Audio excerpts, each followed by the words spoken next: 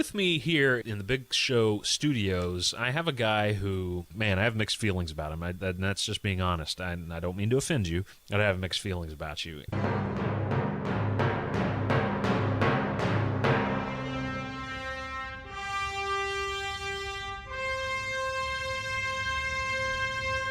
And I was a walking stack of books as a kid. You know, every summer, most kids were out, hey, let's go climb a tree. And then I'm like, I'm going to go read a tree.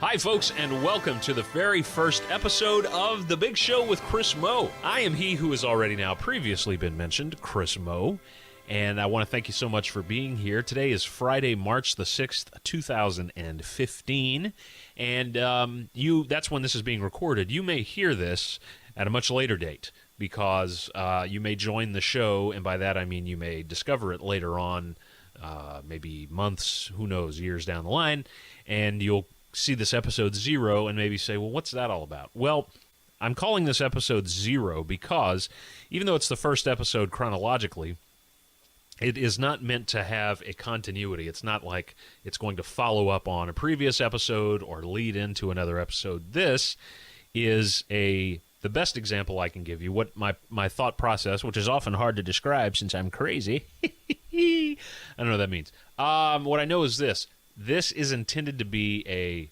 an About Me page, if you will. You know, you go to a website or a blog or what have you, and then there's an About Me, and you click on that, and it tells you about the person who wrote the blog or created the website or whatever it might be. And in that case, you learn about that site without having to go back through all of their other posts or content to find out about them.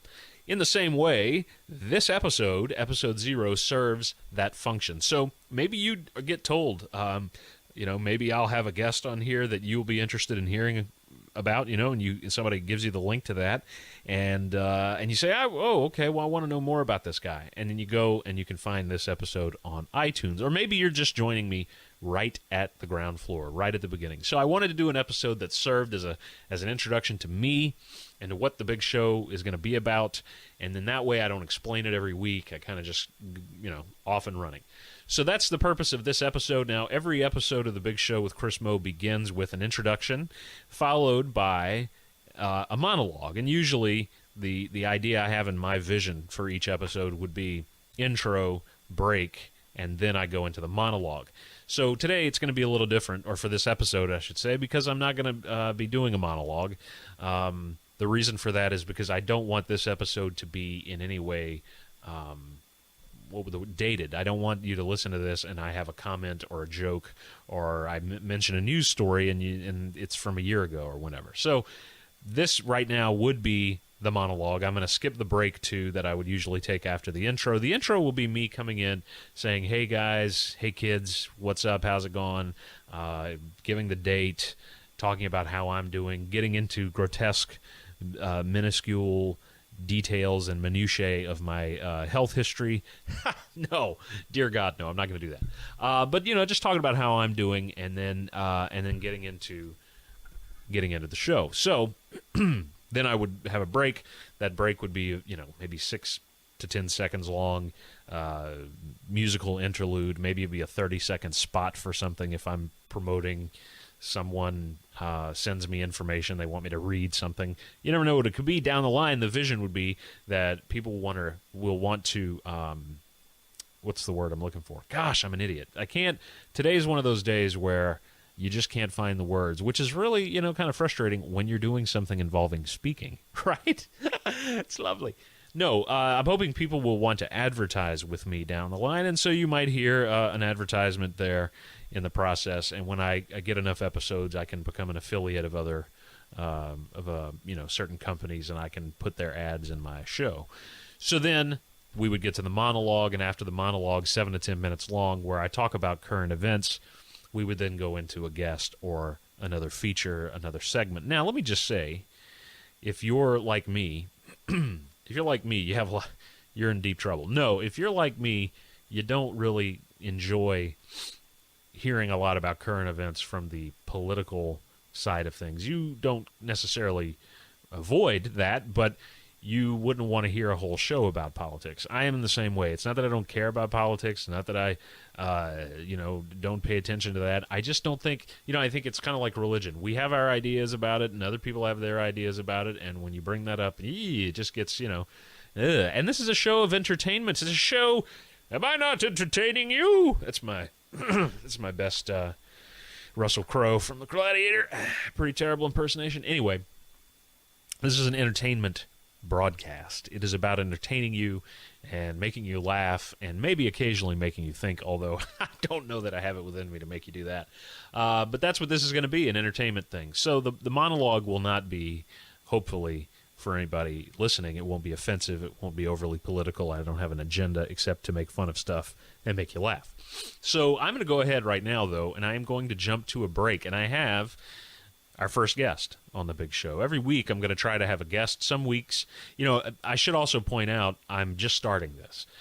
This is my second podcast, but I've got all this equipment. I'm still learning the ropes with the equipment and how to do that and how to broadcast publish certain things and episodes and all this kind of gobbledygook, if you will. And so I may not always have guests because it's hard to schedule things with people. I'm doing this in my house, what I call the Big Show production compound, or the Big Show studios, or the third bedroom in our house. And so I'm not going to always be able to have people come to my house, right, as a guest. And I still haven't figured out this Skype thing. So, we'll see. We'll see how all that works later on. But we do have a guest today, a very first guest. So we're going to take a break. You can get up, stretch, go get a beverage if you like, refresh the beverage you have, go get rid of the beverages you've already had, if you get my drift. Please don't tell me about that in any detail in an email or contact, because I don't want to know about your bathroom time. Thanks. And when we get back, our very first guest here on The Big Show with Chris Meaux. Stick around.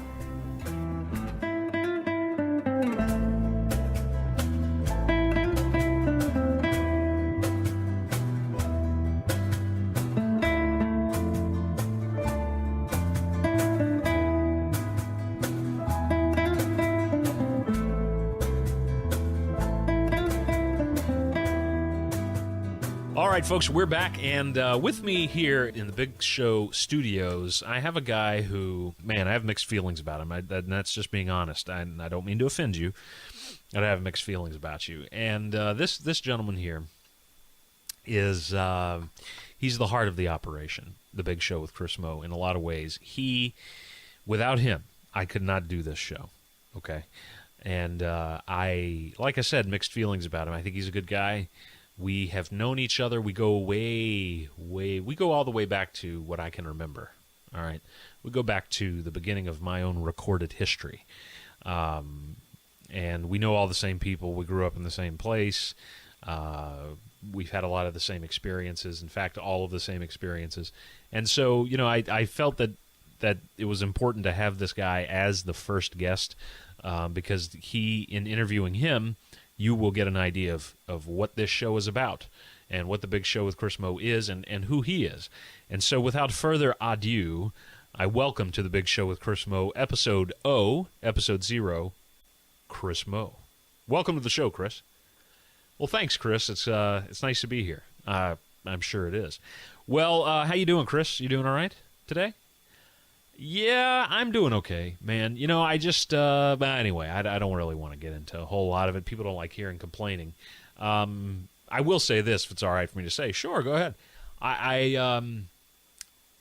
had kind of a rough morning with technology. Technology is, we need it, obviously, to do something like this. You need technology, but it can be a real pain in the ass, pardon my French. I just cursed. Is that okay that I did that?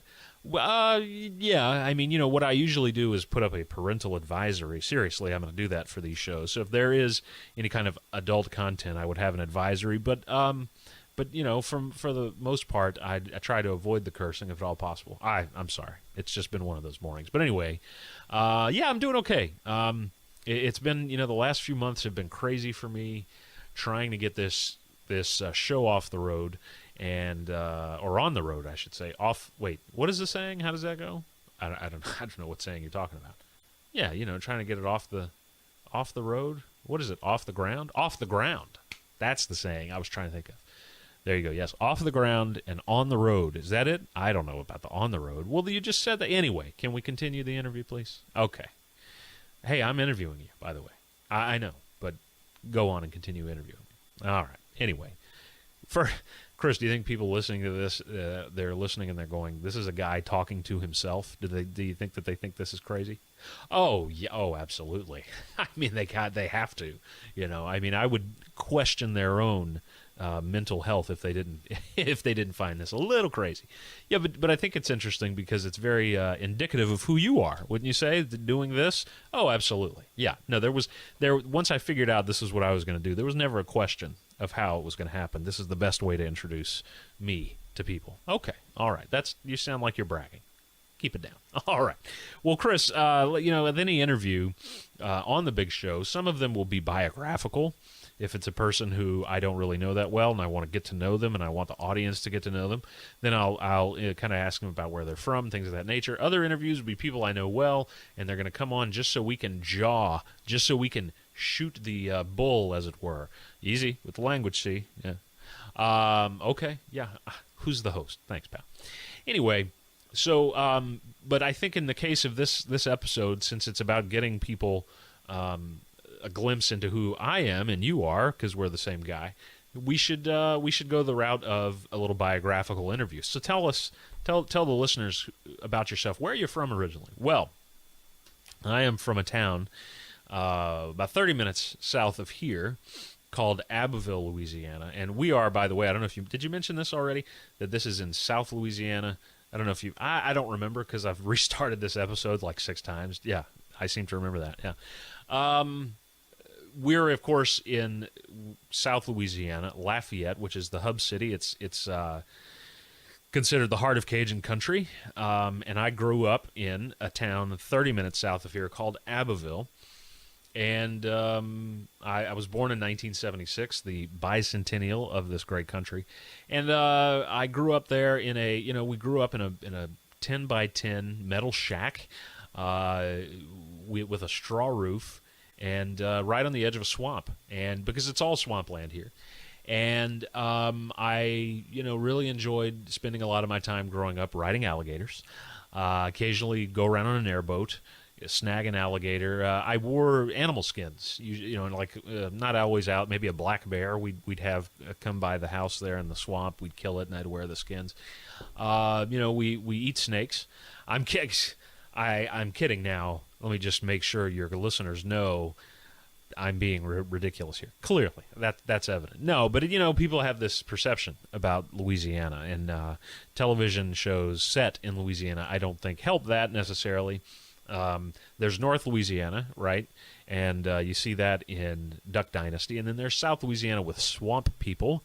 But swamp people, no offense to the people in that show, but that's just one small group of people who do live near a swamp, and that is a culture unto itself, and it's great and it's wonderful, but that wasn't what I grew up in. So Abbeville, small town, you might call it anywhere USA, except that we do have this wonderful, unique culture here in South Louisiana. So I grew up in Abbeville, and I have one sibling. He's 7 years older than me. His name's Jared.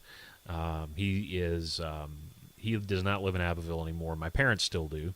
And they're still alive and are wonderful grandparents. To my children, I'm married to a beautiful, gorgeous woman who is a saint for putting up with me. Her name is Allie, and Allie is the mother of 2 gorgeous children. They're the light of my life.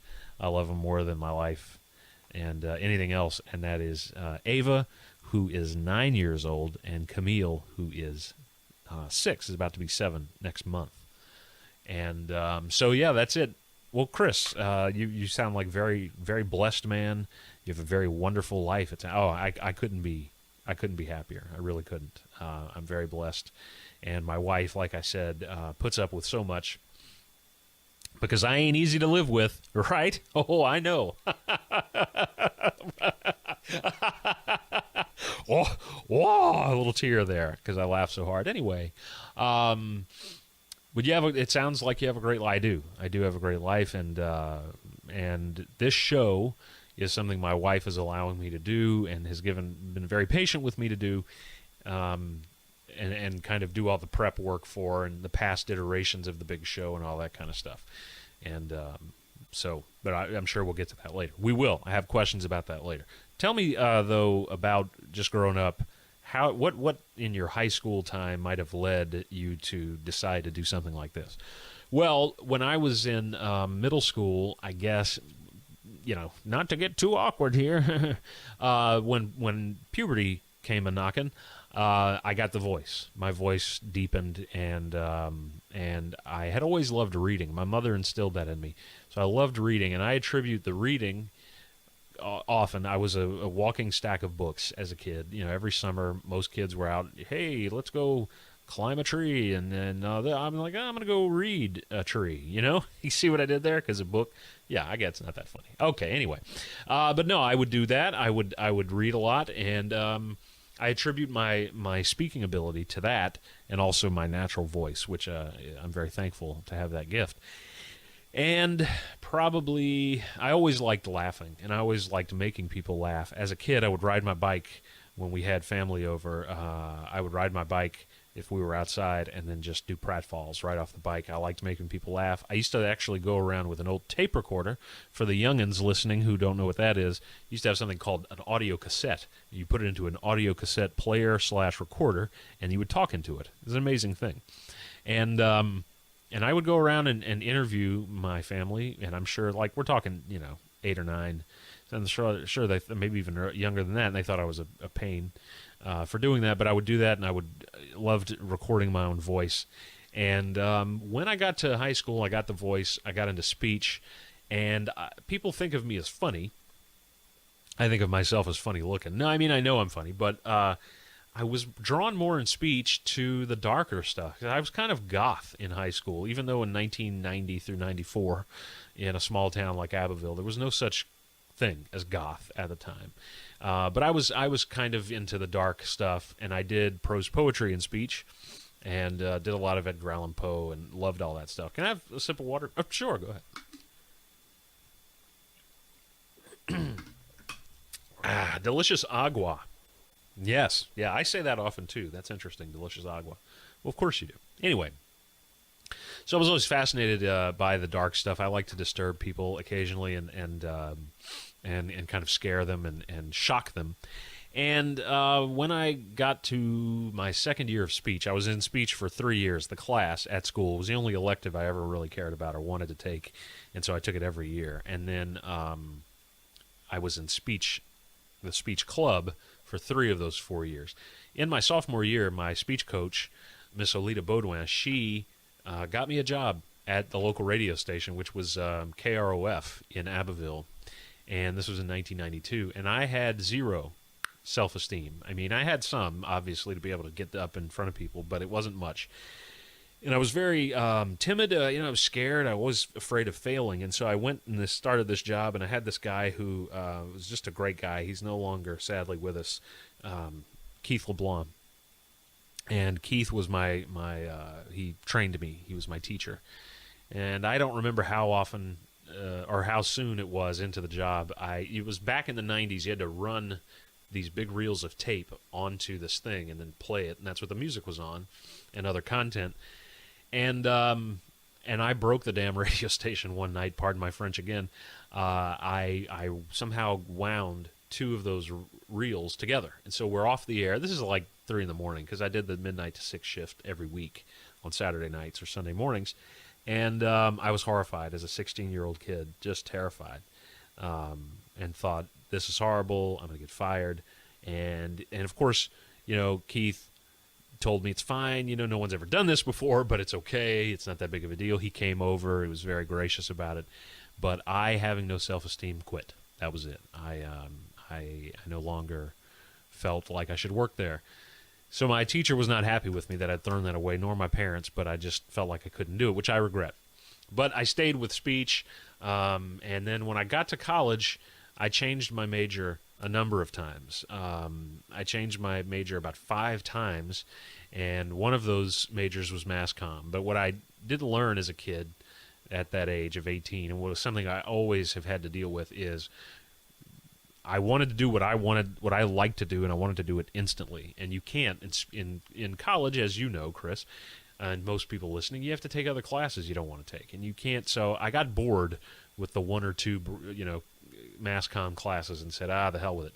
Also, I really felt like I wanted to be for a Catholic priest. That was something that I had been thinking about. Really, yeah. That's interesting because you don't hear that from a lot of people. That's fascinating. Can you talk about that just a little bit? Sure. There was a guy who I went to confession, which I hated doing.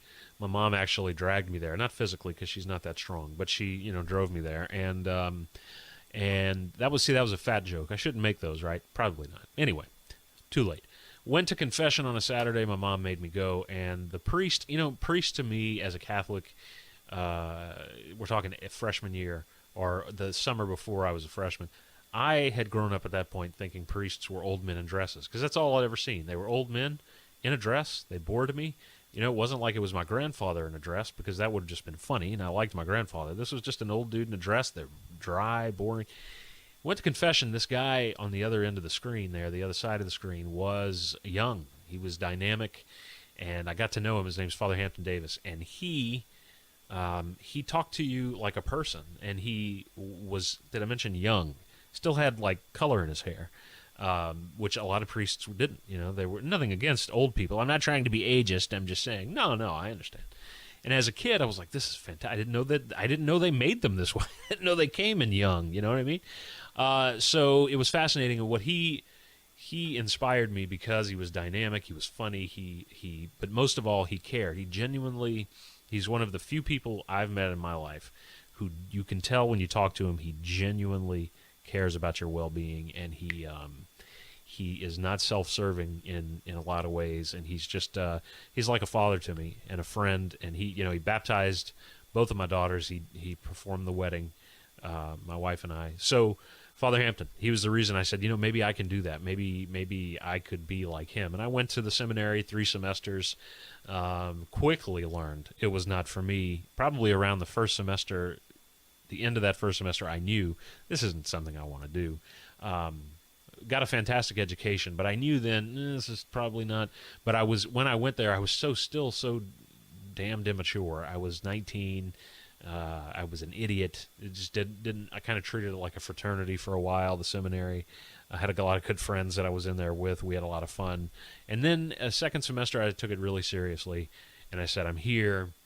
If I'm going to be here, let me be here. And really buckled down for the first time as a student out of high school. Really buckled down and studied, and got a great education. And but I still knew, and that it wasn't for me. And so I left and went back to school. Got my degree in English because I had the most credits in that, and I, of course, always loved reading and writing. And then I taught for a number of years, and that kind of brings me here. Well, let's pause there, Chris. We're going to take a break, folks. When we get back, we're going to pick it up there with Chris Meaux. We'll be back in just a few. Stick around.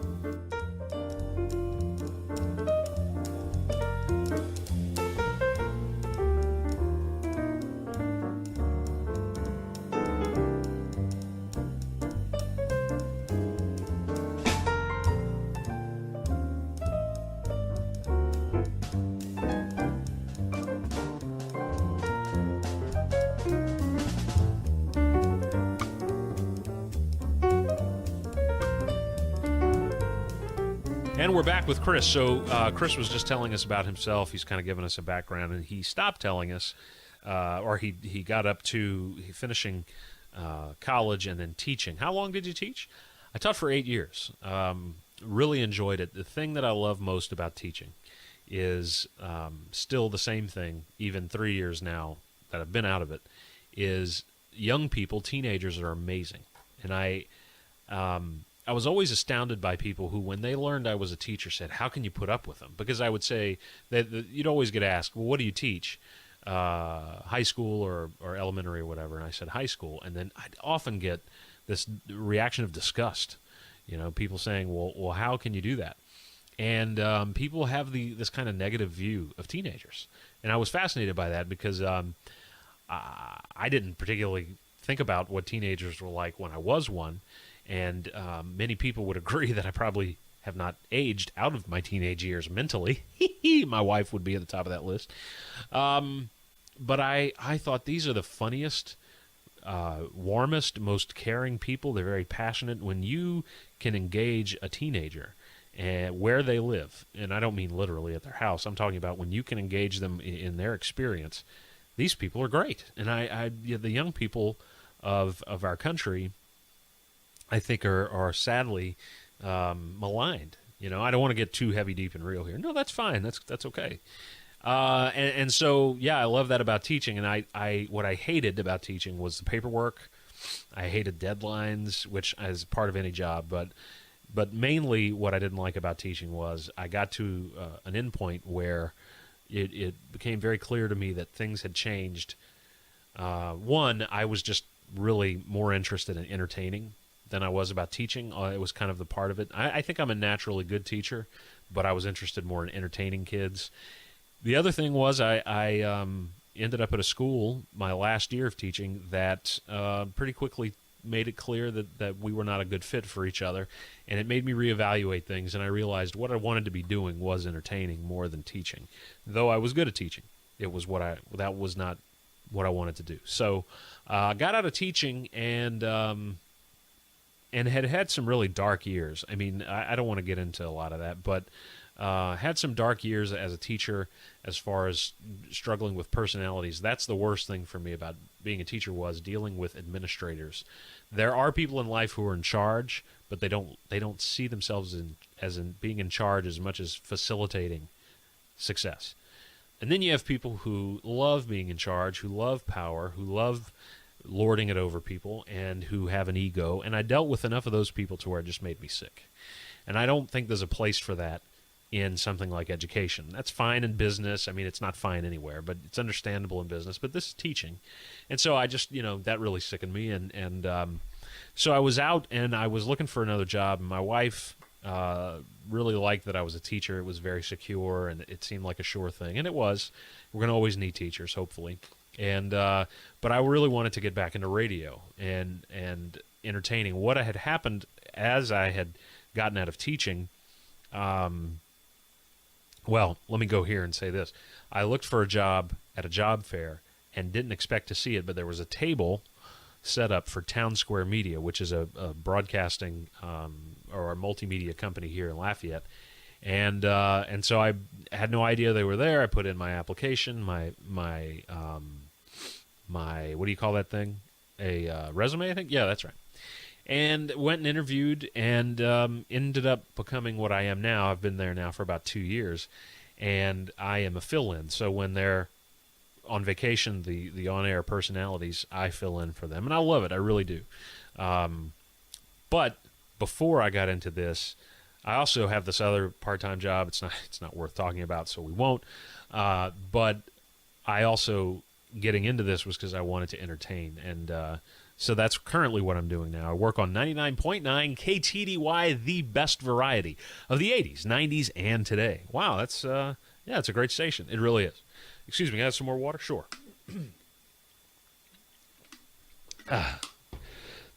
Well, let's do this, Chris. Another break. We're going to take another break, let folks stretch a bit, maybe go get some water or a beverage of their own.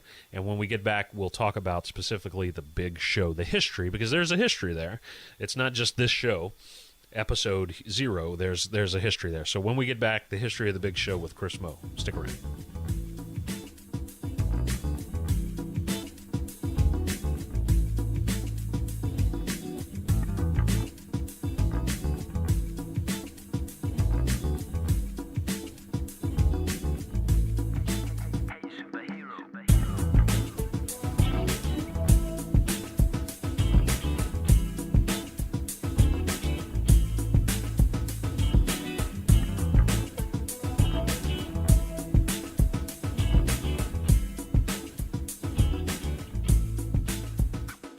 And we're back. What do you think? Do you think people think that's funny? I don't know.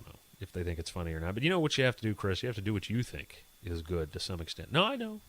I just, I was just wondering, just making small talk with yourself. Yeah, it's kind of crazy. No, it's very crazy. Anyway, we're back here, as you heard, with Chris Meaux, with myself. I'm Strange. And Chris, give us a history of the Big Sheaux, because there's a history there. Is that not correct? There is. Okay. To try and make this not too detailed and too long, way back in the year 2002. Now, if you're a youngster listening to this, one of them youngins, you're going, what, did they even have electricity back then? No. Why would young people sound like that? I don't know. No, but this was pre-internet becoming big. I mean, the internet had really been big, I would say, for me at least, about 6 years. I remember going to the seminary, and email had just become a big thing for us there. Like, it was important that you gave your email address to your teachers, whereas in college, for those 2 years before, 94, 95, it hadn't been. But now it's like, we need your email address. I'm thinking, what? But anyway, 2002 came around, and I was teaching. I hadn't started teaching yet. I was doing some work with my dad, the work that he did. I kind of helped him out.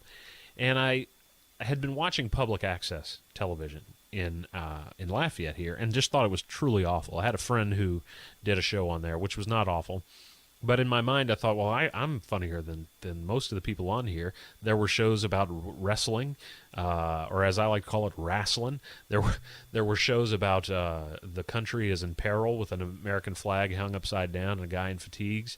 There were wedding videos people were posting. There were some religious ones. There were some about how the Catholic Church is the devil. All kinds of things. And I'm looking at this and I'm thinking, I can do better. So a good friend of mine named Roy Pettifies, we got together with a guy who had a camera, who we knew wanted to be a director. He was really talented with the camera. And we got together and we filmed some shows, and I called it at the time, The Big Sheaux with Christopher Meaux. And the name comes from what David Letterman, Johnny Carson, Conan O'Brien, huge influences. People who know those guys, I don't mean personally, I mean are familiar with watching them, would probably say I sound a lot like David Letterman, my delivery, my mannerisms, my voice, because I was always astounded by David Letterman. I just thought he was the funniest guy that I'd ever seen in the role of a host. And what I loved about Letterman was that he was always funny. And I really never saw. I would watch Carson, and some of the jokes would fall flat, I think, because it was maybe tuned to an older audience, but never with Letterman. I always thought he was funny and kind of mesmerizing, and I think the reason for that was because he managed to always pull gold out of whatever the situation was. And he'd have guests famously who didn't really seem to want to be there, that maybe he didn't get along with. People have called him bad names that I won't say, because family show, right? You're trying to do that? Correct. But I think what's so great about Dave is that he recognizes, we're on a first name basis, he and I. What he recognizes is that even if a guest comes on his show and doesn't really want to be there, or is just there to promote their item and is not really fully in the interview, he's going to have fun at their expense. And I think that's fair. I think it's an unspoken agreement between the host and the guest that if you're not going to be here and do your part, then I'll take you to pieces if I have to. And I would recommend, folks, if you want to see what I'm talking about, go search for Late Show Paris Hilton, because she goes on there and is kind of, there just to kind of sell her product, and he really has a lot of fun at her expense. Same with not Russell Simmons. What's his name? I can't remember his name. Is that who it is? Russell Simmons, the guy that? Yeah, that guy, the exercise fella. So anyway, the exercise fella. What are you, 90? I don't know why I said, yes, the exercise fella. So anyway, we did The Big Sheaux with Christopher Meaux. We did about 7 episodes, and me and my friend Roy, we drove around Lafayette. We'd find there was an old Super Kmart that had closed down, and for years the parking lot was abandoned. There were giant potholes in there. You could hide like a Buick in there. It was huge. And so we would go, and we brought these fold-out chairs that you take to like games and picnics or what have you, or not picnics, wherever you go tailgating. We'd unfold those, and we would do a show. It was just the two of us. We'd talk, sometimes drive around, the guy with the cameras in the back seat. And we did those filmed down in Abbeville, my hometown. Interviewed a guy who is a guy there is a very good musician named Paul Piazza, and we did these shows, and I was really proud of them.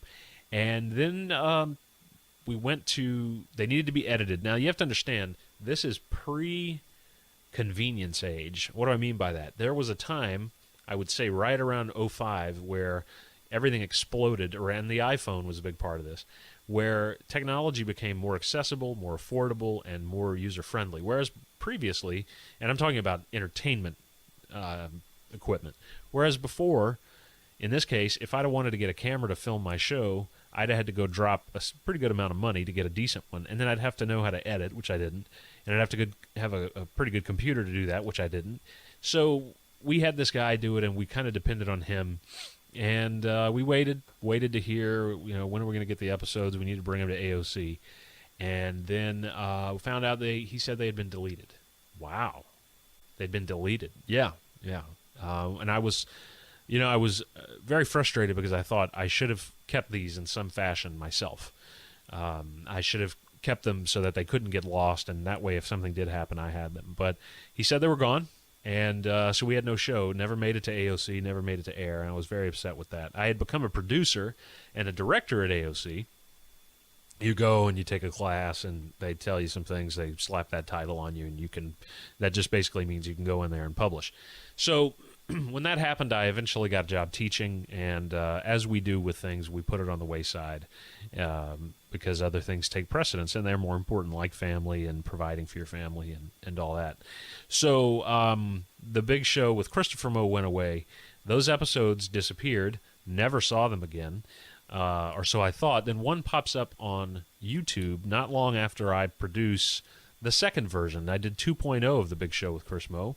And when I did that, there's one of these episodes that I was told were gone. And I saw it on YouTube. I immediately had it taken down. I contacted YouTube, had it out with this guy, was furious, and still am to this day, which I should probably not get into too much of this. But suffice to say that was that situation went badly. So by the time the version 2.0 came around of the Big Show, which was now the Big Show with Chris Meaux, I had purchased a very inexpensive, what was a Kodak ZI-8, one of these, it's a plug-and-play camera, which, again, didn't exist back in '02.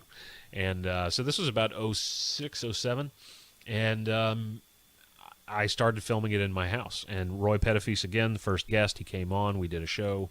And then I realized quickly, as much as I enjoyed it, and all of my students, which amazed me, they were watching it on YouTube because YouTube existed, whereas in '02 it didn't, and then it did, and Facebook, and they were talking about it, and I thought, this is interesting. Well, Facebook wasn't even around yet, and I realized there's a potential audience there, but I can't have guests come to my house. I have children, and there's Tom Green. If you're familiar, folks, with Tom Green, you may have heard of him. He pioneered a lot of the stuff that's being done today as far as do-it-yourself entertainment.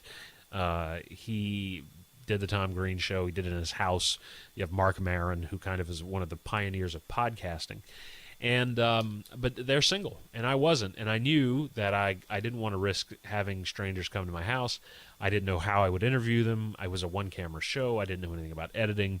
So I kind of put it on the wayside because, again, every time I wanted to make time to figure these things out, I had other more pressing concerns. And then it occurred to me, I discovered podcasts, which probably was '08, '09. And I don't know how long they had been out before, but I discovered them.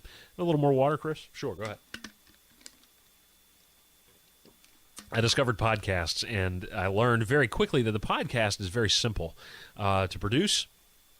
And it's something that a person can put on, because the show that I had in mind, the vision I had for a talk show, was about 45 minutes. And I back then, people weren't able to plug in by casting a signal to their TV. They couldn't watch YouTube on television unless they had a smart TV. So I knew that there'd be a lot of people who would never watch my show. So I said to myself, I said, if I do a podcast, people can download it and listen. They can put it on in the background. And now we're in an age where people can do that in their car. So that's kind of what happened. I did that version 2.0. It went away. I got switched to my final school that I would teach in as a regular teacher, and then did version 3.0, and for things I won't get into there, that had to go away because my students were watching it, and some of the administration there thought that it was inappropriate. So, well, let me hang on, Chris. We've got to take a break. When we get back, we're going to pick it up right there with the inappropriateness of the Big Show. Stick around, kids.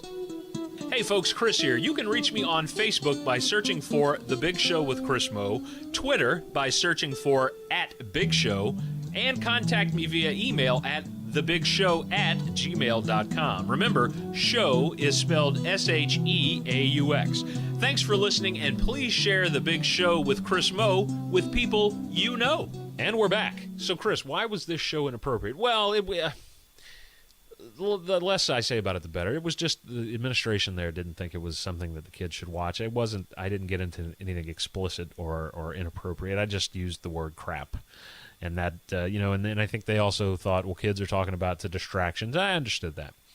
Got out of teaching, as I mentioned, and then I got into these other jobs and decided I want to do The Big Show, but not as a video production. I discovered something called blogtalkradio.com, where you call in with your phone and you plug in kind of on an AM broadcast signal your phone, and you get these features like you can have callers, you can have sound effects. And I thought, well, okay, I'll do this. I did 30-minute shows, and then I paid the $40 a month. $40 a month is tremendous. And I paid that to do longer shows. And that's where the format of a 70-minute show with a guest came in and a call-in feature and all this. And I did that, and then I realized that they're bleeding me dry, this company. $40 to do this. I can do this better without them, and I can get my own equipment to do it. And so after doing 50 episodes of the big radio show with Chris Meaux, which is what the show was called, I put it away, closed that chapter, and said there's got to be something else. And so that's what I've been doing now for the last couple of years, is kind of researching, figuring out what's this format, what's the Big Show with Chris Meaux going to be, and here we are, the episode 0 of the Big Show with Chris Meaux. All right, well, wow, that's quite the history there. It's quite it's quite dramatic. Let me ask you this, Chris. But going back, because you explained it well, I think. Thanks.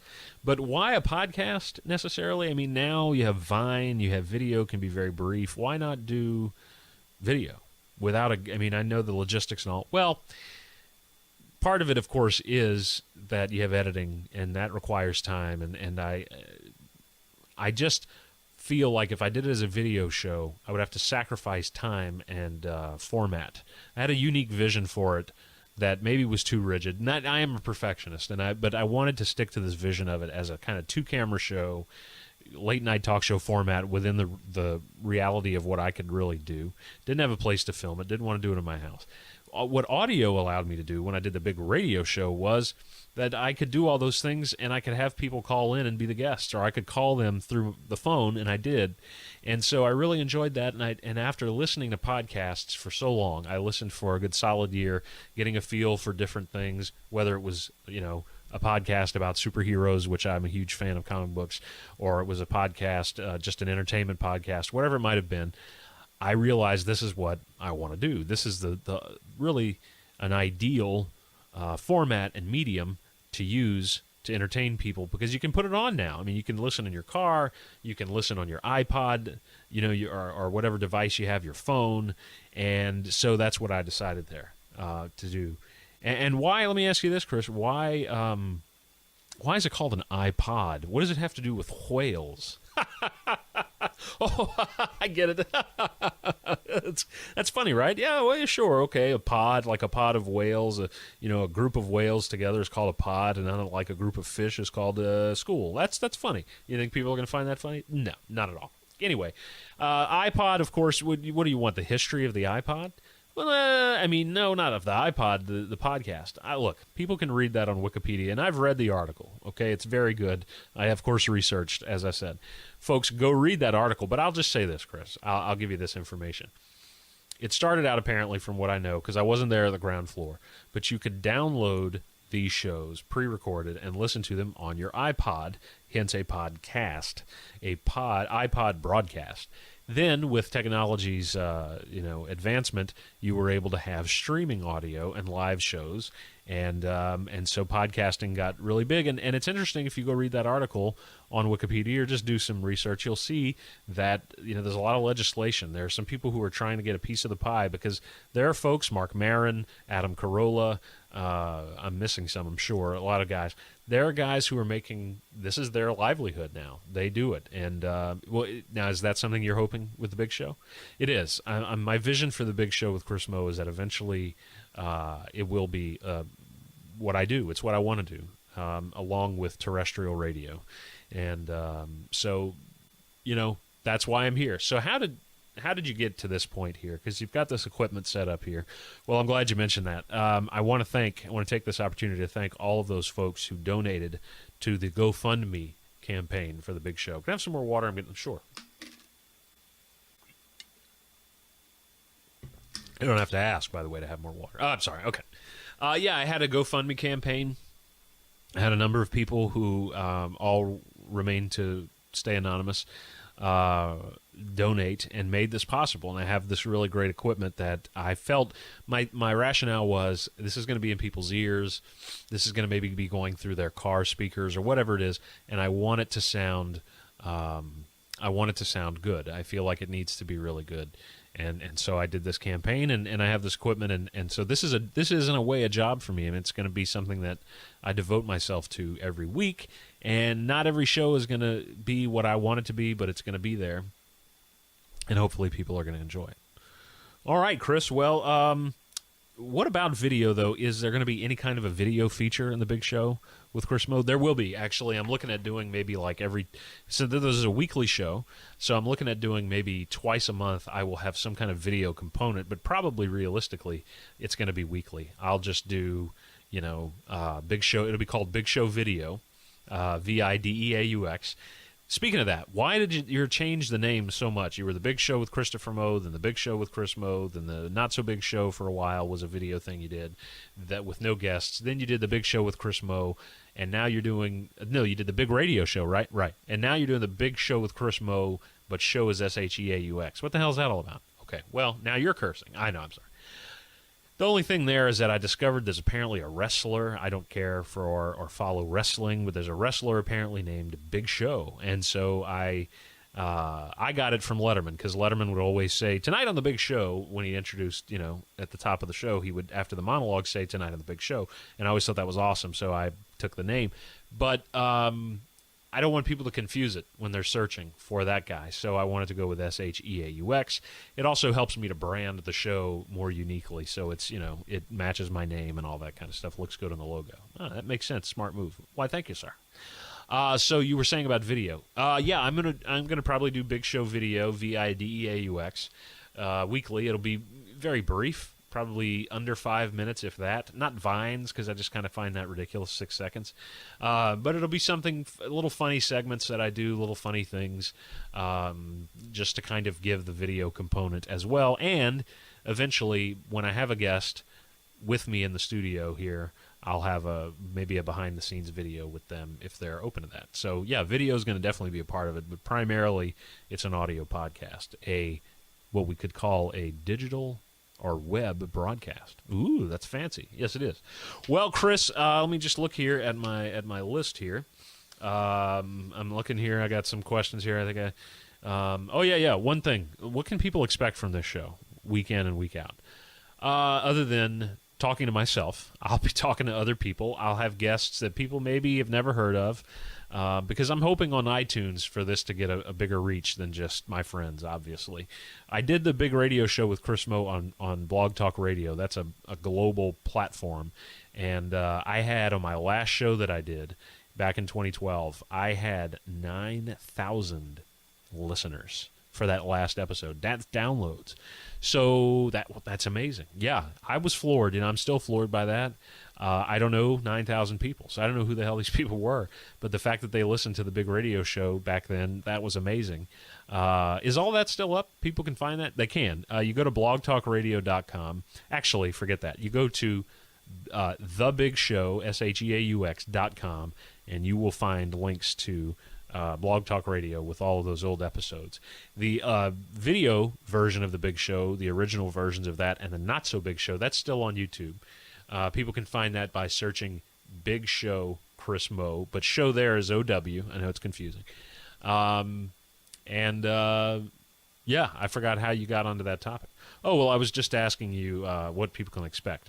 Yeah, they can expect me to interview people as I figure out this stuff with Skype. I'll have people that they may not know because, again, it's going to be kind of a big audience, hopefully. But people, I'm hoping also it'll be some people that are well-known celebrities. I mean, I don't know. I'm not going to have Harrison Ford on the show, but I'm gonna put it out there to interview some people I'm interested in that are names that people would recognize. Wow, yeah, but that's a ways off. I've kind of got to cut my teeth, which is just a horrible sounding phrase, isn't it? Yeah, it's very painful. All right, Chris. Well, that's it. I think that's all that I can think of to ask you here. What's so big about the show, though? Why big? Why is it big? Again, I told you because of Letterman, but also hopefully big entertainment. I'm hoping it'll be funny. We live in a pretty bleak time.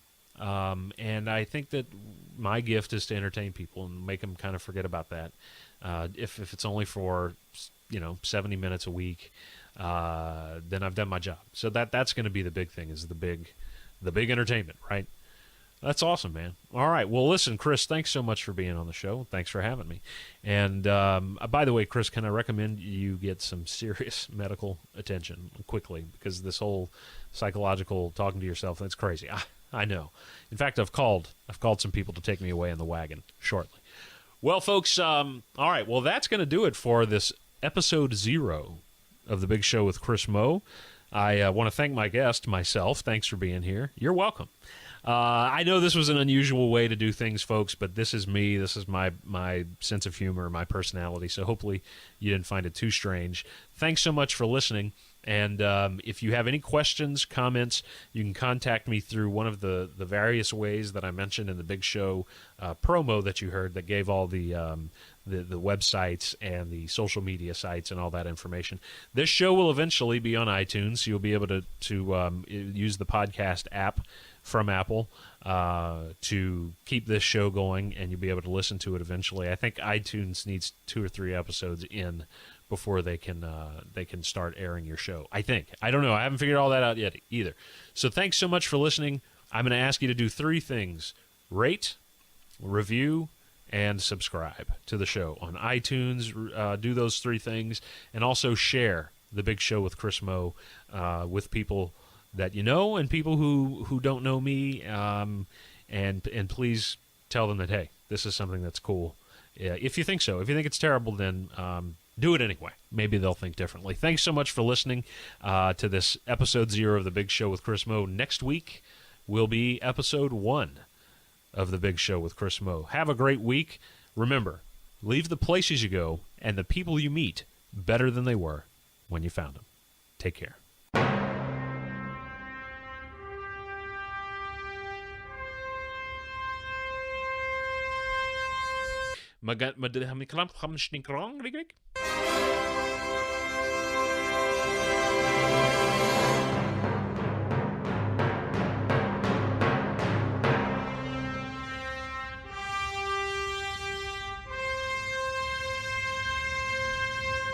Yeah, people loved you around test time, but most other times, it was kind of difficult to socialize.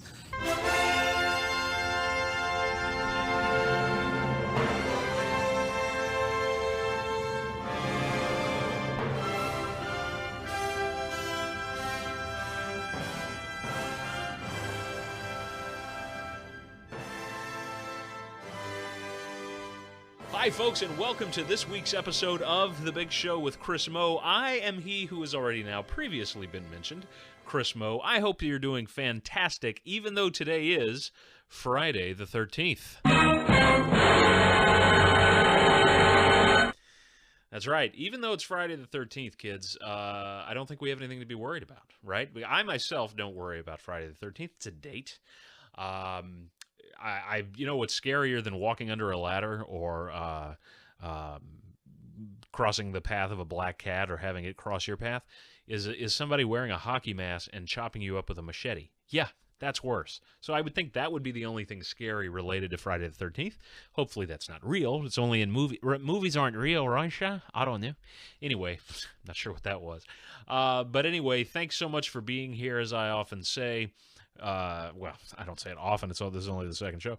I know you have other things you could be doing, but you're here now listening to this. I imagine someone is, and probably just my mom. Hi, Mom. And thank you for listening. And hopefully you will be entertained and enjoy something of what I have up for you today. Now, last week I did episode 0, which is kind of served as an about me for the Big Show with Chris Meaux. Got some good feedback. Thanks to all those folks who provided feedback, and I really enjoy that. It helps me a lot. And I want to thank also all those folks who have shared my show, the link with other people. So this week we are off and running with what will be a standard show with regard to the setup and all that kind of stuff. So coming up next, I'm going to have the first monologue of the Big Show with Chris Meaux. And then after that, I'm going to talk with a very good friend of mine, Justin Vize. We go way, way back to middle school together and been friends since then. In fact, I'm the godfather of 2 of his 5 beautiful children. And in fact, I take quite a bit of credit for getting he and his wife Jennifer together. But let's digress. No one needs to hear me brag. But he's going to be on to talk with me about the sad passing of Leonard Nimoy, who, for myself and many others, was a big, big part of my childhood and had a very big influence on me in a number of ways, which we will talk about when Justin comes on. So after this break, please stick around because it will be time for the first monologue. Be back in a second.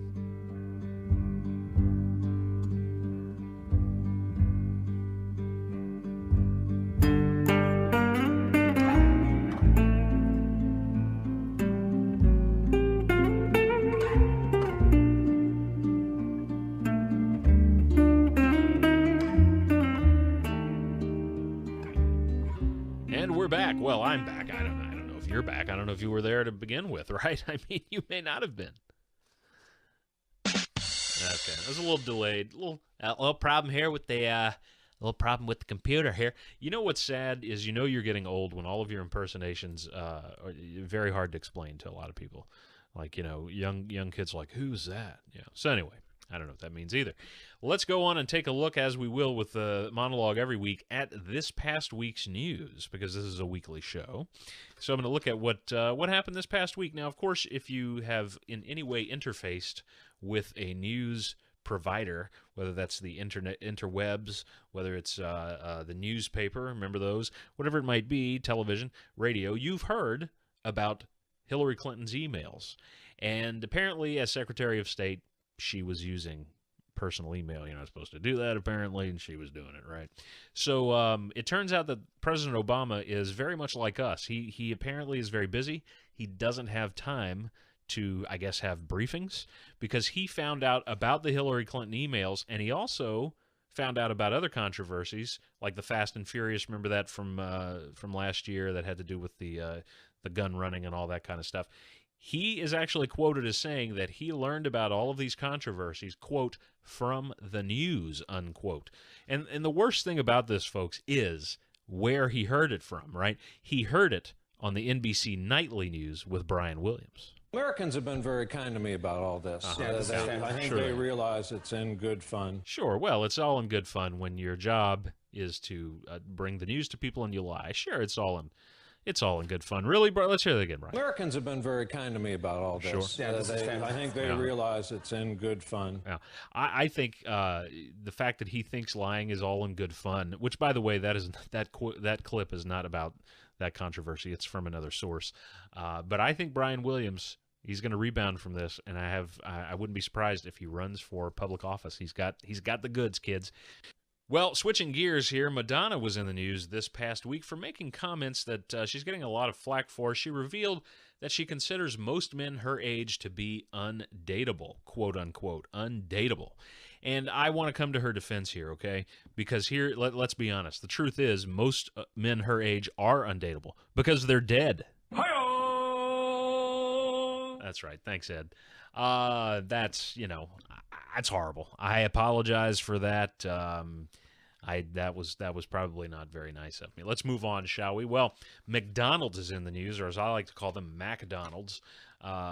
McDonald's is in the news because they have announced this past week they are going to introduce, get ready for this, kale to their menu in some way. Now, there aren't any specifics yet. They're keeping that under McWraps, which is apparently, isn't that a menu item? I don't know. This is not a commercial for McDonald's, but they're going to introduce kale, and I'm hoping this happens. I'm hoping that this goes global. I want it at my local McDonald's. Here's why: because what I used to do is I go to McDonald's and I would get a double quarter pounder with cheese, and I would get a large fry. I don't know if they call that supersize now or whatever they call it, and then I would get a Diet Coke. And the reason I did that was I believed that the Diet Coke would balance out all of the lard, all of the fat in that sandwich and in those fries. What I call the McLard, you see. But that's why I'm hoping they go with the kale, because that means now I'll be able to get a regular Coke with my double quarter pounder with cheese and large fries, and that McKale is going to cut some of that McLard. Oh, that's the sound of McLard right there. Isn't that disgusting? That's right, kids. Let's hear that again, because that's fun. Oh, no, that's not what I wanted to play. Ooh, there's a little McLard for you there. Think about that the next time you want to get some Mac Nuggets. That's right. All right, well, in other news, a paralyzed woman was able to pilot an F-35 jet fighter simulator, get ready for this, using a groundbreaking mind control interface. This is cutting-edge new technology. It sounds like science fiction, but it's real. Now, the sad thing is, unfortunately, is that while she was able to pilot this fighter jet, she wasn't, unfortunately, able to parallel park the plane once she landed it. So, because women are terrible drivers. That's right. Yeah. What do you think about that? Do you like that, Ed? Oh. I don't know, Ed. That was pretty sad. I think that probably deserves one of these. I'm going to fire whoever writes these jokes. Oh, wait, it's me. I can't fire myself. All right, now last Friday, Chappie was released. Chappie's a movie about a robot. And I think robots, plural, and Vulture.com, which I'm sure all of you, like me, you spend tens of seconds every week on Vulture.com. But anyway, they've released a list of the top robot movies of all time. And at number 1, their top robot movie of all time, An Inconvenient Truth, starring Al Gore. That's right. You see, that's funny, kids, because Al Gore is not unlike a robot, an automaton. That's right. He's robot-like. I don't know. All right. Now, this next story, I just, this is cautionary. Here on the Big Show, I like to try and provide some kind of public service. I mean, what else is the, point? I want to give back to the community, as it were, to the listeners, all 3 of them. And this is a way to do that here. This story should really wake you up, I hope. A Florida woman walked into the path of an oncoming train while texting.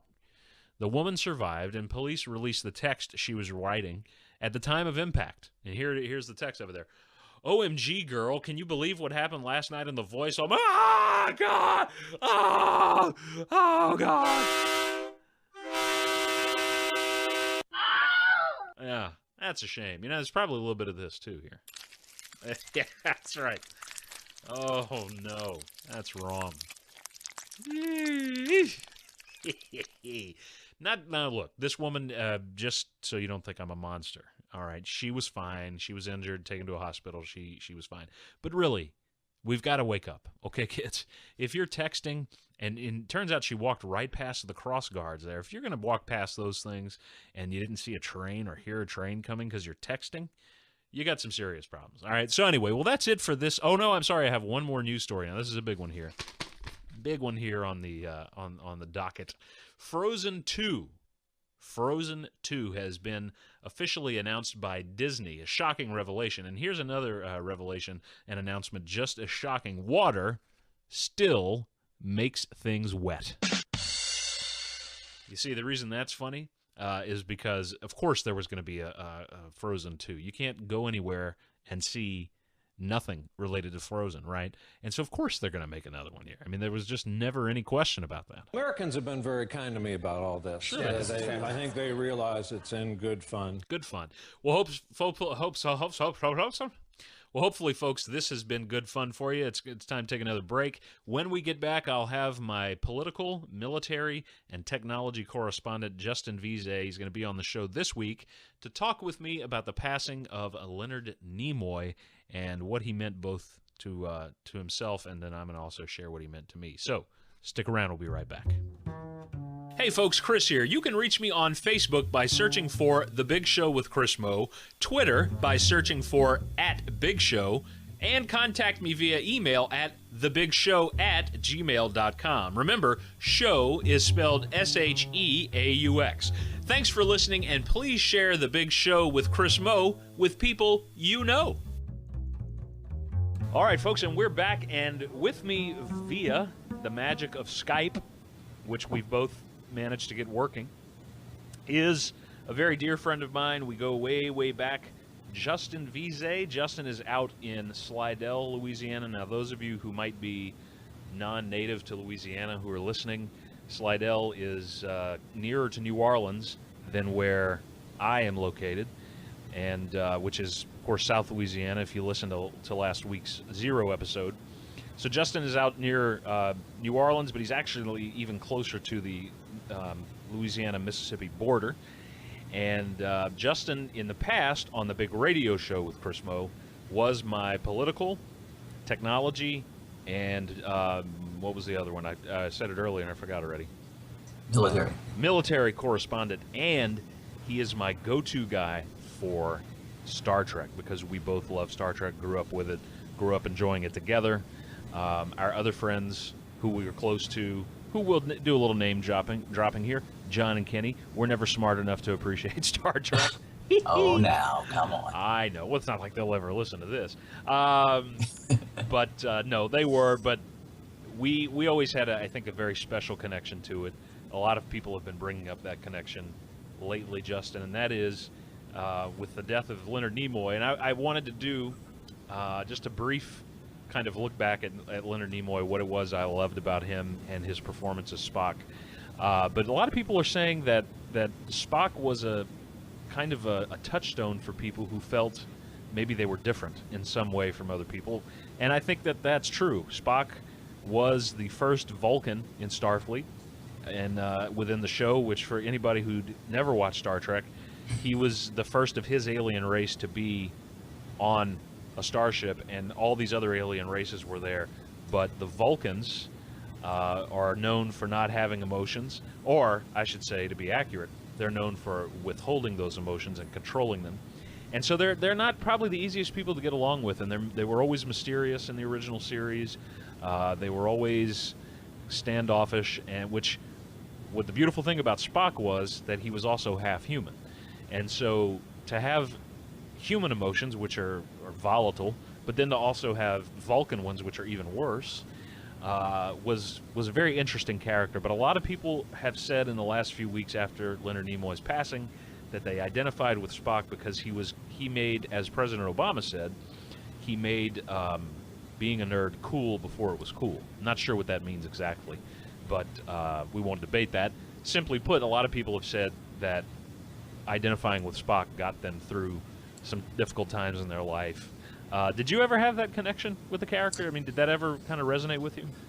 Yeah, I mean, the character in general, and then, of course, what made it special was Leonard Nimoy's ability to pull off that character. I mean, right. It's kind of easy to remember or to forget that, you needed both sides of that coin to make it happen. Mm-hmm. It's so easy, and you see it even today in sci-fi where, so many characters tend to be one-dimensional to the point of you have, almost cookie-cutter stereotypes or tropes where you have, like, the super brainy guy and all he does is sit at the computer, and then you have the super kick in the door, smash, whatever, and that's all he does, and so forth. And what Star Trek, in general was great about was that they made these characters multi-dimensional. They made them in a way that you could care. And I think Spock was the perfect example of that, in that he was, someone who wrestled with, obviously being smart enough, and being smart enough still at the end of the day wasn't something that always got you through life, which, for me and, many who growing up would have been the classic quote unquote geek would, you know, you realize that doing on that, you know, yeah, people loved you around test time, but most other times, you know, it was kind of difficult to socialize. And so you kind of had this character who was kind of an embodiment of that, and, you know, but was still able to accomplish great things, you know, and in the end, he didn't accomplish great things just because he was so smart. It was because he brought his strength and his weaknesses in with a group of people who appreciated that, and then collectively they fought through whatever challenges they were. And it wasn't just that he could big brain his way through any issues, but, you know, at the same time, his ability to reason and his ability to analyze and contribute that, you know, to a team, it's what made him invaluable. And that weakness of being able to relate, you know, emotionally, you know, as he engaged in that and, you know, worked through that weakness, you know, you'd bring out in certain episodes how that weakness led to strength. And so the more he engaged in that, the more you saw his character develop over time through the series. I remember there was this, and you probably know the episodes better than I do. There was a particular episode where he was leading a shuttle team mission, and their shuttle pod crashed, and they finally got it working again, and they had just enough fuel to get back into orbit so that the Enterprise could see them, but they could maybe do one more orbit trip before they'd have to land back on the planet, and then they wouldn't be able to ever fly again, and they would probably be abandoned on the planet. And so they see the Enterprise from their shuttle ship, and they can tell by the way the Enterprise is behaving that they're not going to see them.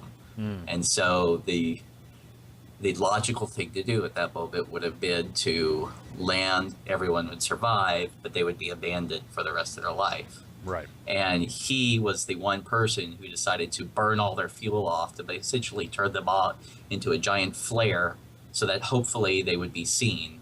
But by doing so, if they hadn't been seen, they would have crashed through the atmosphere and all died. Right. And he, as the logical one, made that last-ditch effort. And I thought that was you know, I still remember, I haven't seen an episode in, you know, decades, but, you know, that kind of moment made you realize that, you know, logic doesn't always get you. Sometimes you have to just push for it and pray for the best, even though it doesn't logically make sense. And in the end, in the episode, obviously, it worked out well for them. But just that moment and then the follow-up conversations afterwards where the other character, Bones, the doctor, who normally makes fun of him for being too logical, is just all but stunned that he made such a impulsive move that in the end saved them all. So, right.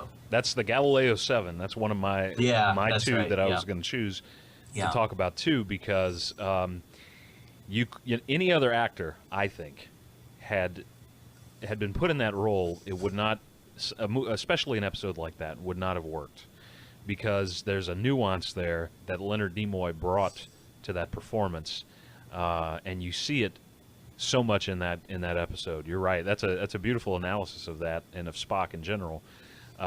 He's always, and there's a lot of that racism too, which was a big deal with the original series in the 60s, and you see the way that they treat him as a Vulcan. Ironically enough, there's an African-American crew member on the Galileo 7 with them who's treating Spock with disgust. And I remember a scene in there that's really powerful. One of the things Spock wants to do to get the shuttle light enough to fly is to leave behind the body of a red shirt, because of course every episode usually had somebody with a red shirt dead, and these kind of they were like cavemen with big giant spears had killed one of the crew members, and Spock said it's logical to leave his body behind, and the rest of the crew said, we're not going to do that, he needs a burial. And Spock, and I think rightly so, said, it's great you want to bury this guy, but if we just to bury him, we're all going to possibly die. And eventually they couldn't argue that logic, and that was the other thing that went along with saving them. So that's a powerful episode overall, because if you look at the way that they all worked together and had to trust somebody who, you get the sense in the episode and in the original series that Vulcans were not well known So there was, and they were kind of not hated, but certainly that kind of, I guess, coldness turned people off to them, you know, and people fear what they don't understand. Yeah, that's a fantastic episode. Yeah, definitely. If you had to pick one or two episodes, if you only had to watch of the original series, that would definitely be one of them. Absolutely. And I mean, for Leonard Nimoy, I mean, you know, to get back to Leonard Nimoy, I think you're right. He was, you know, maybe there could have been another actor do it just as well, but he did it so well. Mm-hmm. He was very good at balancing those two things, and you see it just progress further and further as they went into the further episodes and the movies and so forth and so on, where, you know, towards the end, when you get to the later movies and even into the newer series, and even with this latest set of Star Trek kind of reboot movies, this kind of, you know, as he was able to, you know, bring up both sides of his personality, he almost has this godlike quality to him that, you know, he's comfortable, you know, in himself, and he's able to use his sharp logic to guide those coming along after him, you know, as that character. And you know, ultimately, you know, it's kind of what everyone strives for in a sense, is to be able to amplify all your talents and even those weak ones. But just to see that kind of as a way that it might be possible, you know, was inspiring. And for, you know, and Leonard Nimoy was just such a good actor at portraying all of that. Right, because he had, with his tone of voice, and that's what always kind of attracted me to that character growing up, was there was and so much that I imitated it, you know, the way that he spoke, in the cadence that he used, and the way that he enunciated.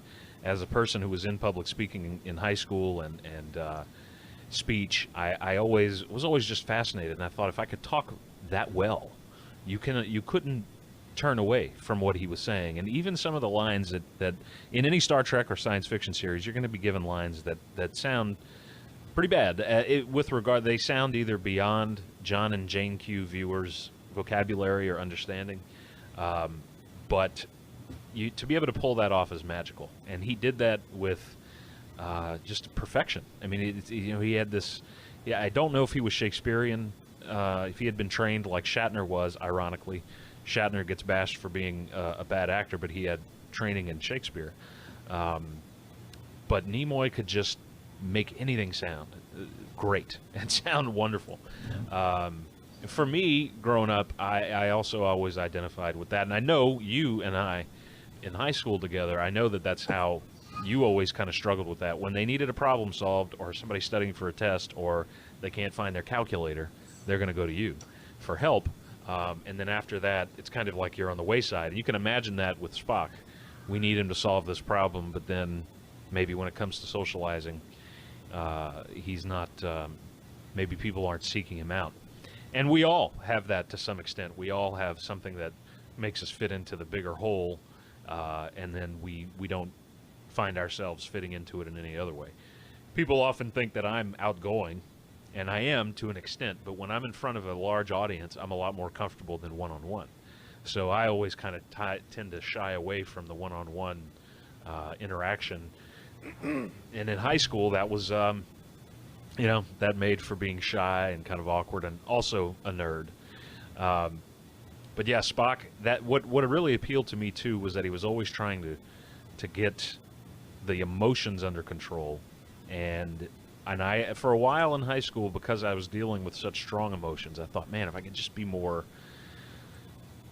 in control, maybe things would be easier, you know. And there's a downside, as Spock showed, because I just finished rewatching all of the original movies except for 5. Not that I don't like 5, but I didn't have the time to watch it. And by the time we get to Star Trek 6, the last movie that he's in with the original cast, he's telling his protege, Valeris, who's also a Vulcan, that he says that logic is the beginning of wisdom, not the end. And that's the arc that character went on, where he learned that. You go back and look at the first episodes of that show, and he's all about logic, and at the end he sees it as part of a toolbox that you can draw from. You know, it's not the whole thing. For me, I love that episode, Galileo 7. The other one that we recently, in fact, the day that he found out that he died, I watched it. Amok Time. Amok Time is one of the most well-known episodes of the original series. People use the music from it often for any kind of mock battle scene. It's been on The Big Bang Theory, I think, a lot of times. For folks who may not be familiar with Star Trek, you've probably seen a scene of this where Spock and Kirk are fighting, and instantly, as always happened with William Shatner, Kirk's shirt got split open.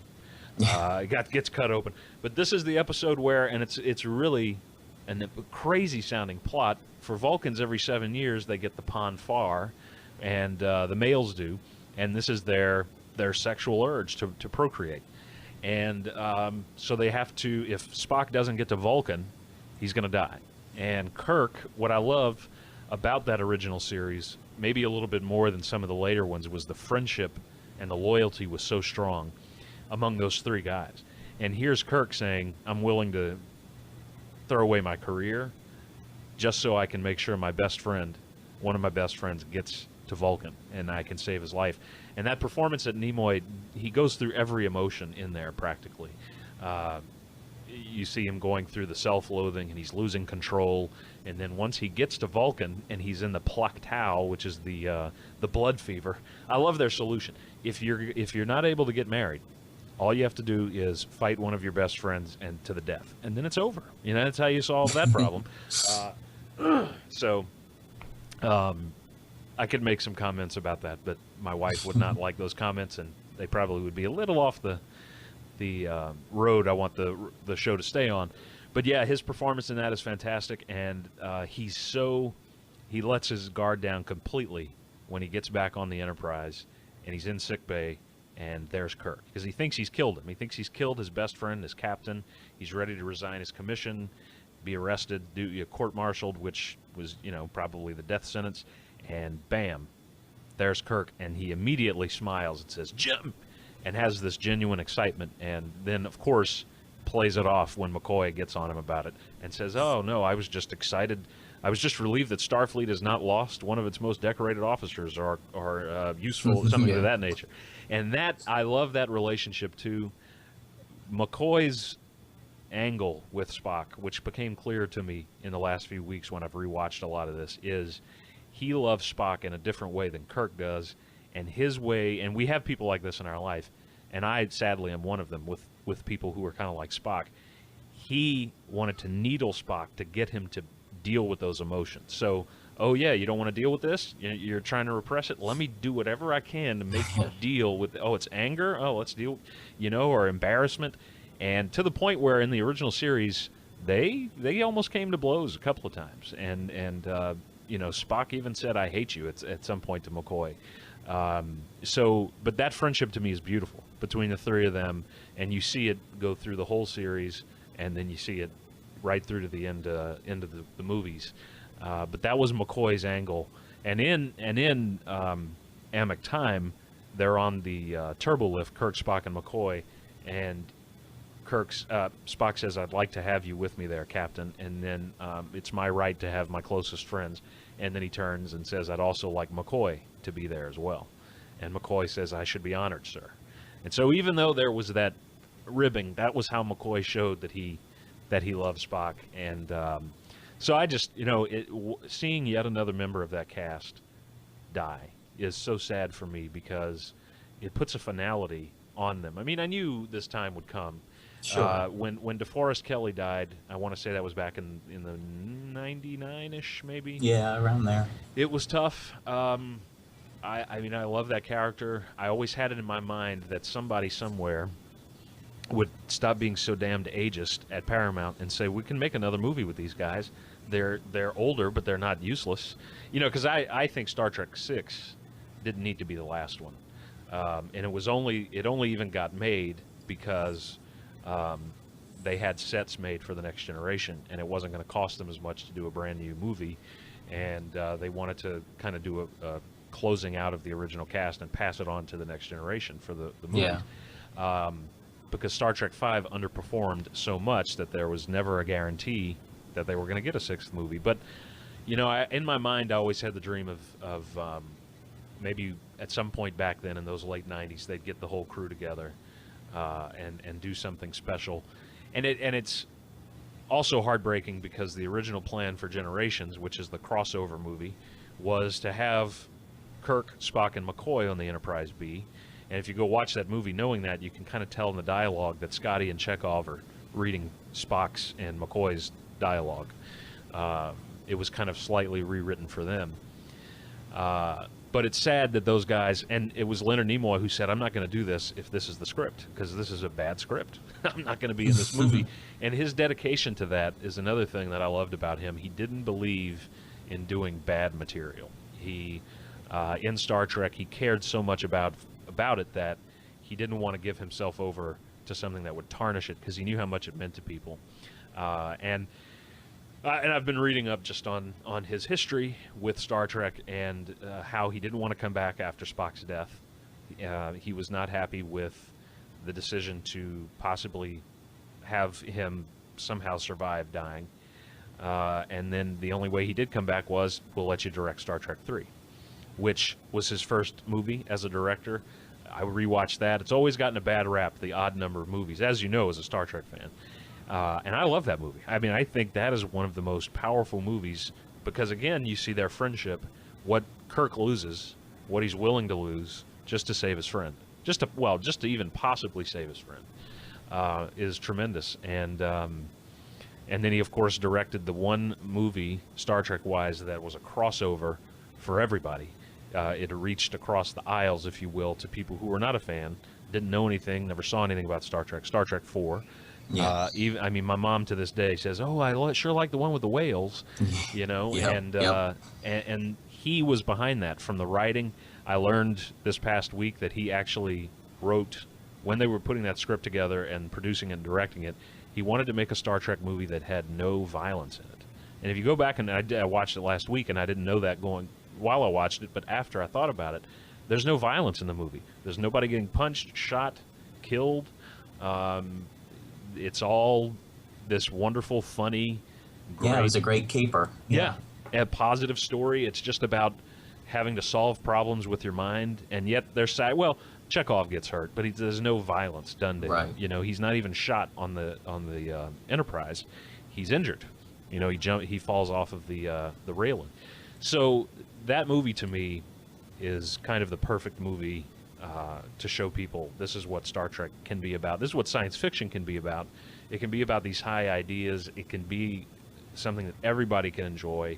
It can still be thrilling and entertaining. And I tear up every time they see the Enterprise, the new Enterprise, at the end of that movie. When they get to they think they're going to get the Excelsior, and they get the Enterprise A.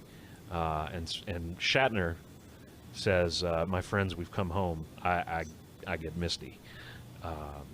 So that, I think, for my favorite performances, certainly Amok Time and the Galileo 7. There's a couple of others in there where where Nimoy got to play Spock emotively, where he's possessed. I think it's the Organian, where one of the Organians, these ancient entities possess him, and he's somebody else. He's not really Spock. Then there's another one this side of Paradise where he gets this flower takes over, this toxin, and he's completely emotional. And that looks like he laughs, he falls in love with this woman, etc. So, did you watch anything in kind of in honor of Nimoy in the past few weeks, or you haven't had time? No, sadly, I haven't been able to. Although I did, I don't know if it's as well known among his, but he and Shatner did these. He and Shatner did these this musical album, which is funny. I won't go out to say it's great, but it is entertaining. He does a story of or a song about The Hobbit, which is hilarious, and he does one about him being an alien visiting mankind. And it's just, it's this old 70s style music, very hippie, very hippie, very hip, very campy. Right. So I did those up on YouTube and posted those to Facebook because they're a blast to listen to. I mean, they're by no means quality, but no, that was not a strength of his. Oh, who's that? Oh, that's Benjamin getting mad because he can't come in the room right now. So, Poor Ben. that's right. Our future Star Trek fan. That's right. But yeah, no, but I would definitely concur with the movies. Of them, 2, 3, and 4, are kind of a trilogy in and of themselves.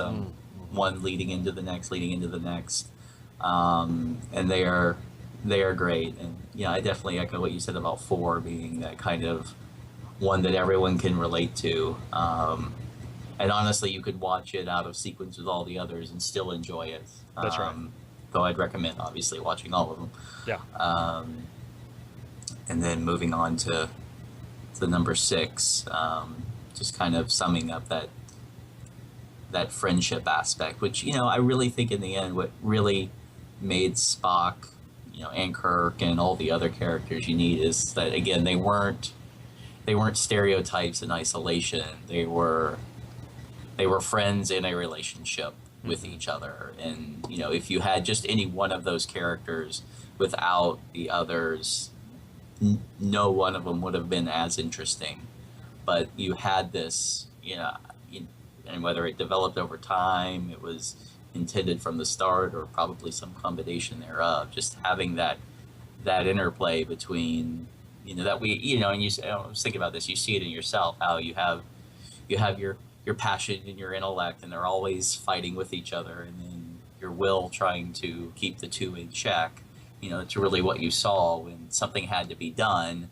You had, the passion first, the ready, fire, aim of Captain Kirk versus the, well, let's think this through, and possibly overanalyze with Spock. And so, I think everyone has that dynamic inside of them too, and they tend to lean to one side or the other in that equation. And so to see that you need both to get something done, but then that from that unnecessary conclusion from that is both are important. Right. And so it's important for the passionate people to know that you need your thinkers, otherwise you're going to be wasting a lot of your time. And for the thinkers out there that thinking's great, but there does come a time that you need to act. And both sides realizing that they need each other in a sense, and then internally realizing that you need both aspects of yourself to develop. So, and then you have McCoy, who is the trust nothing, even your instincts, and don't even trust your so-called facts. Sure. He's the devil's advocate who kind of balances Absolutely. that out, and that's what.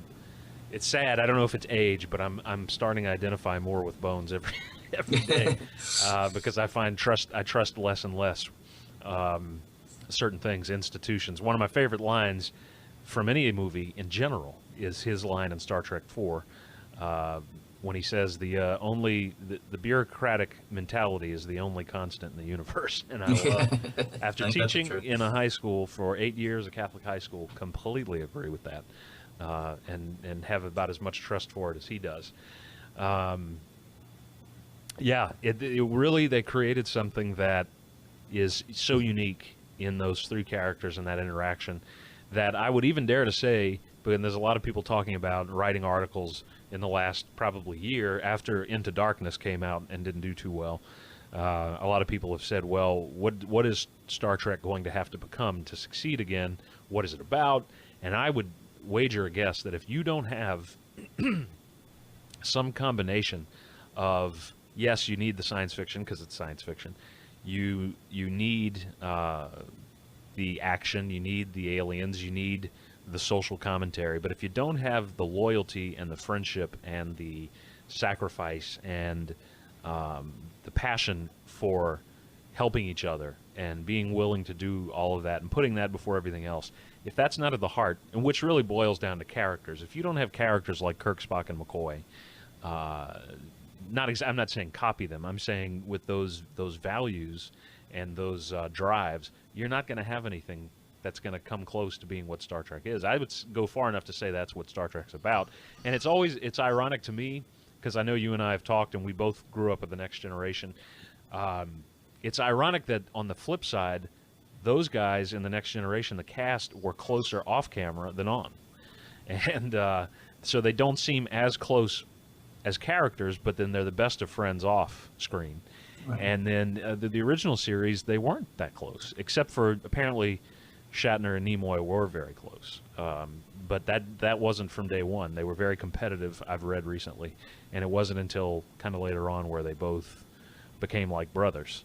But they weren't necessarily even close to DeForest Kelley, and then the other four, it seemed like, or three, they seemed like they hated him. You know, they always said something bad about Shatner. They loved Nimoy, though. No one said anything bad, even in life. No one from the original cast ever criticized Nimoy. I think he was the anchor. He pushed in Star Trek IV to get everyone something to do, which was something you didn't see in those movies until that movie, where everybody had a task and everybody got to shine. Even Uhura, who didn't do much other than answer the phone, she got a moment in there. And then when you see Star Trek VI that he co-wrote, same thing happened. Everybody had their moment to do something important. And that's a testament, I think, to his, just who he was, that he really wanted all of his castmates to have a part. And you know, I don't know that Shatner quite saw it in the same way. But to be the captain, you have to almost have that mentality as an actor too. And I think, you know, he gets a lot of flack. William Shatner does, especially, I don't know if you saw in the news that people were questioning his loyalty when he didn't go to the. He couldn't make the funeral because he was doing a pre-scheduled charity event, and so he couldn't make Leonard Nimoy's funeral. And a lot of people said he was a horrible person and selfish, and you know, if it had been for anything other than a charity event, I could understand that criticism. Sure. But you know, to do an event to help other people improve their own lives in some way, shape, or form, you know, I can't see how Spock would consider that illogical. Correct. And Nimoy himself was such a humanitarian and did a lot of charity work himself that you have to wonder, in the reverse situation, would he have done the same thing? I think probably so. I don't think he would have canceled a charity event to go to Shatner's funeral. No, you know, I wouldn't expect someone to do something like that. I mean, if it were a vacation or something like that, then that'd be probably a little sketchy. But you know, charity events happen at specific times, and there's a lot of money thrown together to put it together, right. And there's a lot of money pledged on the guarantee I'm going to see William Shatner, and all that money goes away. So, yeah, and it's sad. He's you know, we have William Shatner left, of course, and we have George Takei and Nichelle Nichols and Walter Koenig, and that's it of the original cast. So. It's going to be tough. Sadly, these new movies, I think, have not captured all that the core of what those characters were. So when they're gone, it's going to be even, I guess, more of a finality to the fact that this is something we'll never see again. But if somebody with the new Star Trek, whatever that's going to be on television, if they could get that heart of the characters there, I think that there could be something for a new generation.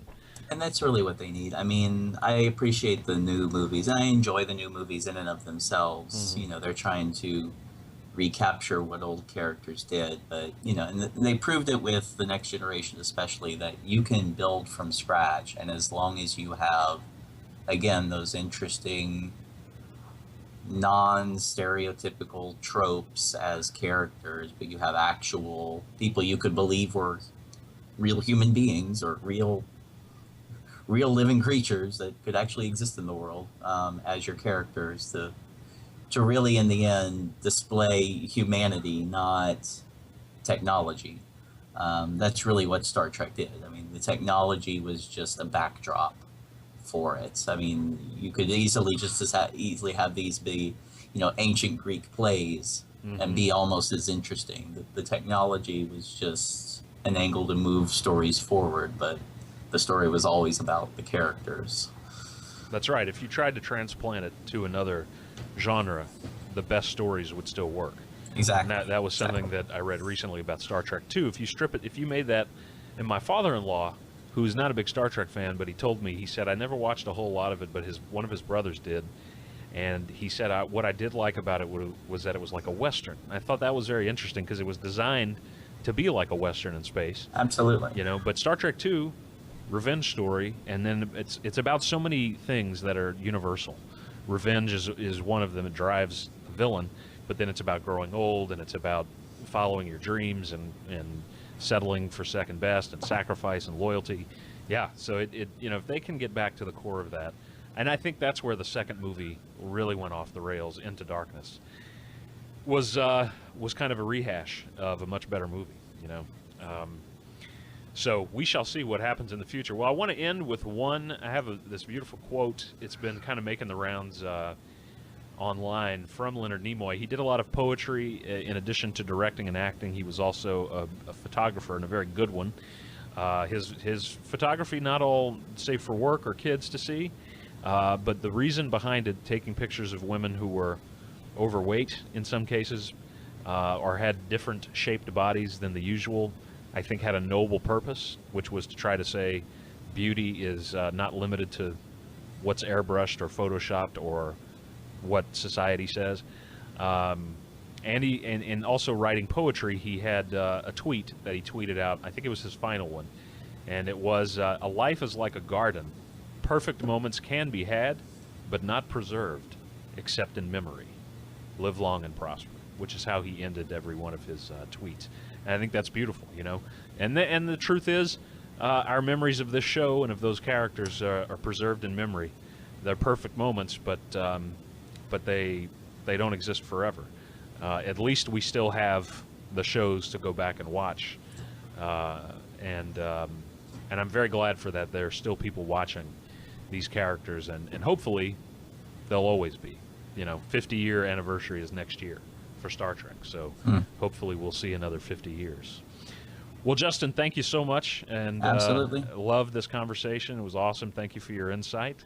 And Justin, of course, as I said earlier, is the Big Sheaux political, military, technology correspondent and my Star Trek, I guess we could say, partner.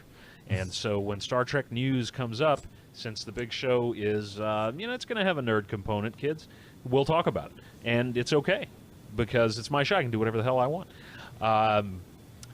And if anybody says anything to that, I'll say double dumbass on them. As Shatner said, "I've been saying 1 damn minute, Admiral," to my wife lately, and she has no idea. She'll say, "Can you hurry up? We got to go. 1 damn minute, Admiral." And that's a little joke for the real fans. Will catch that one there. But I don't recommend doing it to your wife, though, or your husband. It's probably not. Even if they're Star Trek fans, they may not appreciate that. Well, thanks again, Justin, and No problem. Thanks, Chris. We'll talk to you again soon, hopefully. And folks, that's going to do it for this segment. Stick around. We'll be back in just a few seconds.